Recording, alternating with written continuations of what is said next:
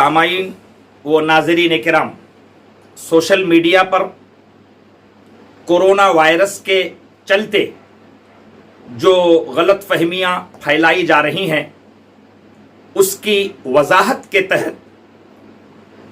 हमारे इलाके में बहुत ज़रूरत की चीज़ें समझाने की खातिर सोशल मीडिया के ज़रिए आप तक पहुँचने की कोशिश की जा रही है। गलत फहमियाँ ये कि मुसलमान नौजवान मस्जिदों की पाबंदियाँ करने की ज़िद कर रहे हैं और ये समझ रहे हैं कि इन दिनों में खाली वक्त है तो मस्जिदों को भरना, वहाँ भीड़ की शक्ल में पहुँचकर नमाज़ें अदा करना, यही हमारा दीनी फरीज़ा है, दीनी जिम्मेदारी है। तो मैं एक आलिम दीन होने के नाते अपने बुज़ुर्ग उलमाए किराम के मशवरे के बाद उनके फतावे की रोशनी में अपने सारे मुसलमान भाइयों से ये गुजारिश कर रहा हूँ कि ऐसे जान पर मुसीबत के आलम में आपको उलमाए किराम ने, मुफ्तियान किराम ने ये फतवे की शक्ल में दीन समझाने की कोशिश की है कि भीड़ भाड़ जमा कर कर नमाज कायम करना आज के माहौल में कोरोना वायरस के चलते ऐसे मोहलिक मर्ज के फैलने के डर की वजह से मस्जिदों में जाकर ही नमाज अदा करना ज़रूरी नहीं है। ऐसी बीमारी के वक़्त में आप पर मस्जिद का जाना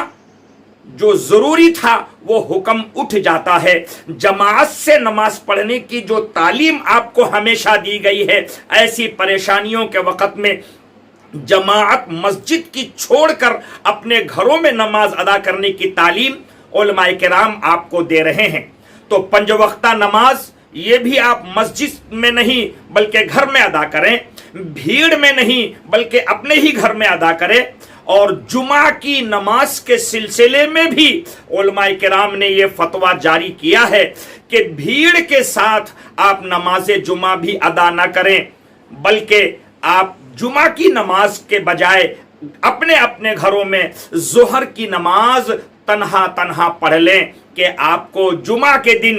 दोपहर में ज़ोहर की नमाज अकेले पढ़ लेने में भी आपके ऊपर से जुमा के दिन का ये ज़िम्मा अदा हो जाएगा। ये उलमाए किराम का फतवा है और इसके फतवे की कापियाँ पूरे दुनिया में नशर हो रही है। लिहाजा मैं इलाक़े परभनी बल्कि पूरे महाराष्ट्र के मुसलमानों से ये इल्तिजा, पूरे भारत के मुसलमानों से ये इल्तिजा और गुजारिश कर रहा हूँ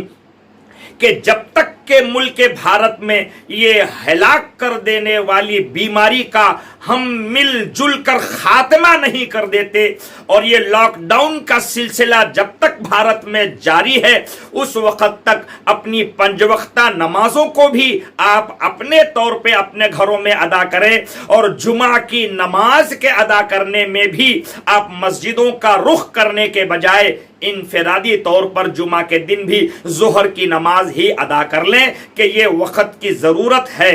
चूँकि डॉक्टरों का तज्जिया है, बड़े बड़े मुल्क जो बहुत ज़्यादा तरक्की याफ्ता कहलाते थे, दोस्तों बुजुर्गों, ऐसे तरक्की याफ्ता मुल्क की कमर भी टूट गई है जब उन्होंने कोरोना जैसे बीमारी से अपने आप को संभाल नहीं सके हैं। तो हम मुल्क भारत में अभी उतनी तरक्की नहीं, हमारा एहतियात ही इस हलाक कर देने वाली बीमारी से हमको बचाने का ज़रिया हो सकता है। आपका एहतियात और अल्लाह की रहमत इंशाअल्लाह हमारे इस मुल्क को ऐसे अजाब से बचाएगी। तो मैं मुसलमानों से गुजारिश कर रहा हूँ कि जुमा जितने आए उसमें भी आप इनफरादी ज़ोहर की नमाज पढ़ें और पंजवक्ता नमाजों में भी मस्जिदों में भीड़ लगाने के बजाय आप इनफरादी तौर पर अपने अपने घरों में नमाज पढ़ें। बल्कि एक अच्छा मौका आ गया है कि पंजवक्ता नमाज अपने बीवी बच्चों के साथ जमाअत कायम करके आप खुद अपने घर में अपने फजर की, ज़ोहर की, असर की, मगरिब की, इशा की बाजमाअत नमाज अदा कर सकते हैं। मौका आ गया है तो मैं उसकी जमात का ढंग भी बता दूं कि आपके घर का एक मुखिया, एक बड़ा जिम्मेदार शख्स जो कुरान पढ़ना जानता है, यकीनी तौर पे वो नमाज का पाबंद है तो कुरान पढ़ता ही है, तो वो खुद इमाम बन जाए और उस इमाम के जो खुद बेटे और मर्द बच्चे हैं वो इमाम साहब के पीछे पहली सफ में खड़े हो जाएं। कम से कम 2 बच्चे हों तो वो पीछे सफ में खड़े हो जाएं और उनके पीछे फिर घर की खवातीन की सफ लग जाए। इस तरह पहले इमाम साहब, उसके पीछे मर्दों या लड़कों की सफ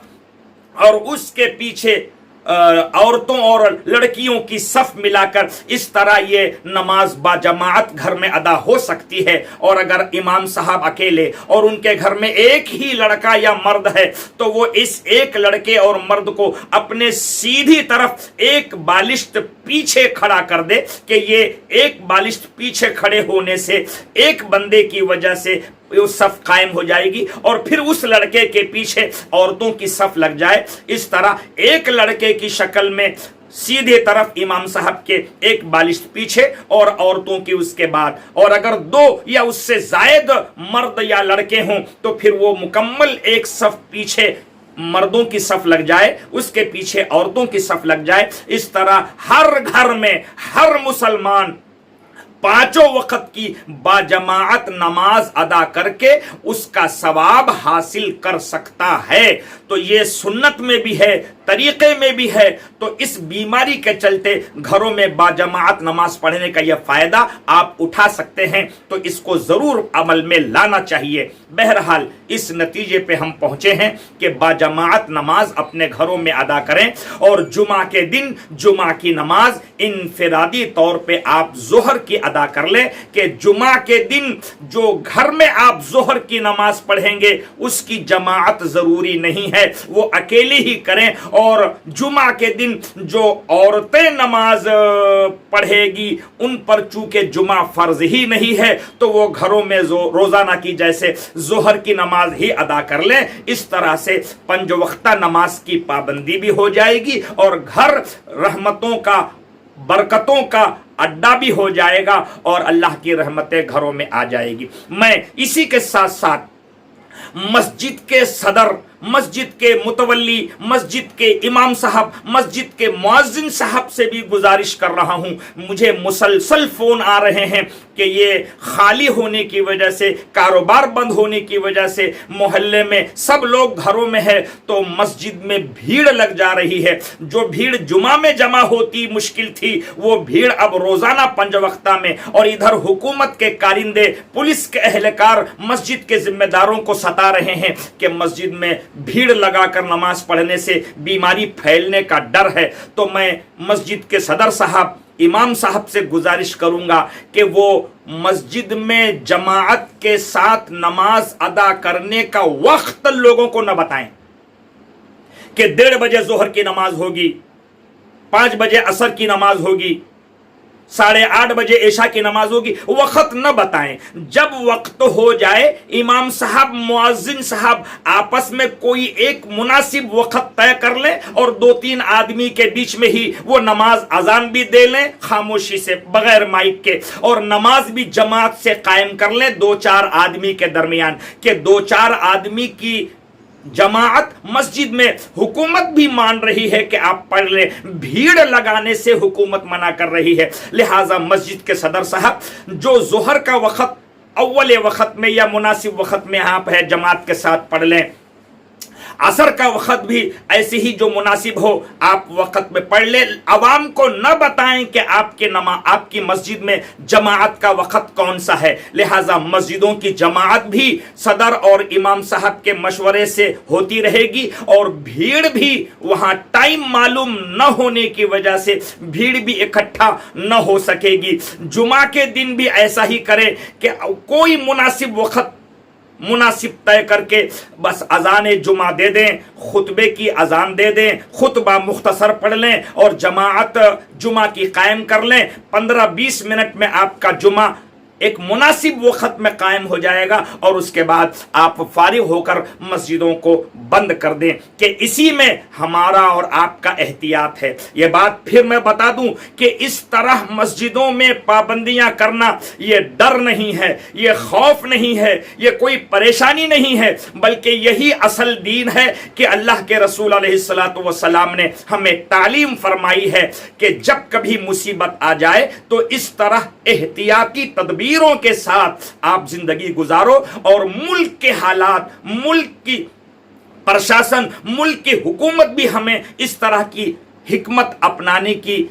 قانون بتا رہی ہے۔ اس کے توڑنے کی شکل میں نقصانات ہو سکتے ہیں، تو جان کا نقصان آپ کو یہ احتیاط کرنا چاہیے، مال کا نقصان آپ کو یہ احتیاط کرنا چاہیے، سماج کا نقصان آپ کو یہ احتیاط کرنا چاہیے، اور مسلمانوں کی یہ اخلاقی ذمہ داری ہے۔ لہٰذا میں گزارش کرتا ہوں کہ ان تمام احتیاطی تدبیروں کا خیال کرتے ہوئے جب تک کہ ملک بھارت سے یہ وبا ختم نہیں ہو جاتی، ہم اپنی مسجدوں میں بھی بھیڑ لگانے میں احتیاط کریں، اور نمازوں کو جس طریقے پر ہم نے شرعی کچھ باتیں بتائی اس طریقے پر اپنانے کی کوشش کریں۔ اللہ تعالیٰ آپ ہم سب کو اس پھیلی ہوئی بیماری سے محفوظ و سلامت رکھے، امان میں رکھے، اور بیماریوں سے نجات نصیب فرمائے، اور ہمارے ملک بھارت میں امن، امان، صحت، تندرستی، عافیت کا ماحول قائم فرمائے۔ وآخر دعوانا ان الحمد للہ رب العالمین۔ السلام علیکم ورحمۃ اللہ وبرکاتہ۔